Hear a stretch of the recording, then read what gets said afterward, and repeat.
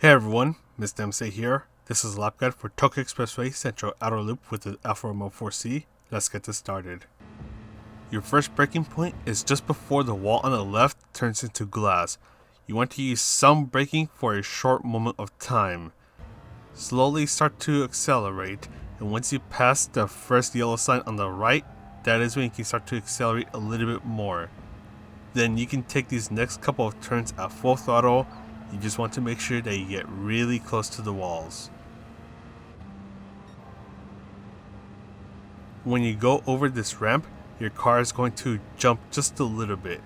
Once that car jumps at the very top of the hill right here, that is when you want to ease off on the throttle completely, go down to 5th gear, and then slowly start to accelerate again. Just focus on getting the car to rotate as quickly as possible without hitting the wall. You can use this sign highlighted right here as the next braking point.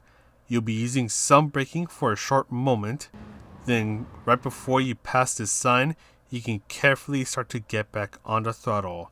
Just try to make sure you don't hit the wall that is on the left.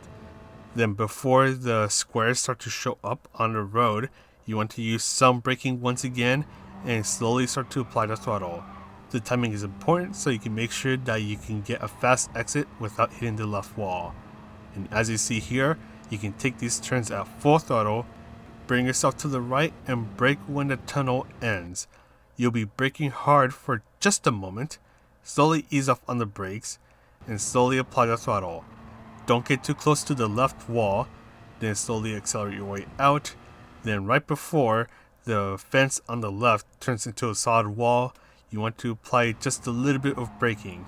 Just be nice and gentle with your acceleration, and once you pass this yellow sign on the right, you can start to fully accelerate and you are good to go. Let's go ahead and talk about the strategies. So just like Monza last week, racing medium and hard tires are required to be used at some point in this race.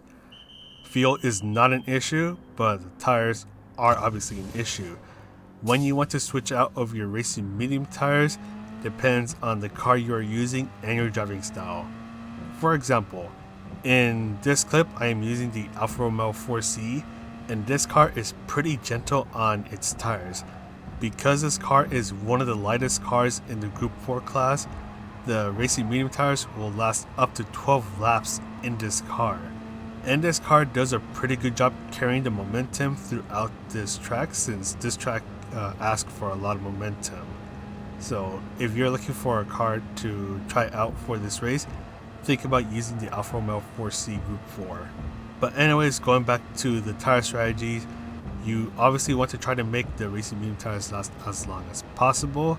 And depending on the car you're using, some cars may have an easier time making the tires last 9 or 10 laps, while other cars may struggle trying to make the tires last that long. If you are starting in the back, you can definitely think about starting on the racing hard tires. That way you can get those out of the way, and when you switch on over to the racing medium tires, you can build up an advantage and easily overtake those who eventually switch on over to the racing hard tires if they started with the racing medium tires first. If you start in the front, you can start with either racing medium or hard tires. If you start with the racing medium tires, you can use the extra grip to try to build a gap between yourself and those behind you. And if you start on the racing hard tires, you can try to defend yourself from getting overtaken by those behind you, as you won't be spending too long of a time on the racing hard tires. Don't forget that this track is pretty narrow, so it is a bit easier to defend here, but just be aware that some people may not like that. They may get a little impatient, so if they're really applying the pressure on you and they happen to be on the racing medium tires, I would say just let them through and just tuck in behind them, because when you go to the pit stop, you're eventually going to be building an advantage over them. However, the thing about starting on racing hard tires is that, let's say you end up starting in the front on the racing hard tires, but you don't build a big enough gap between yourself and those behind you. When you go to the pit stop and eventually come out, you risk coming out of the pit stop into traffic. So because of that, you may have to end up having to weave through traffic or just end up battling through them, which will end up hurting your progress on trying to reclaim your starting position before you went into the pit stop. And that's the last thing I actually want to talk about. You want to try to make sure that when you battle with someone, you make it quick.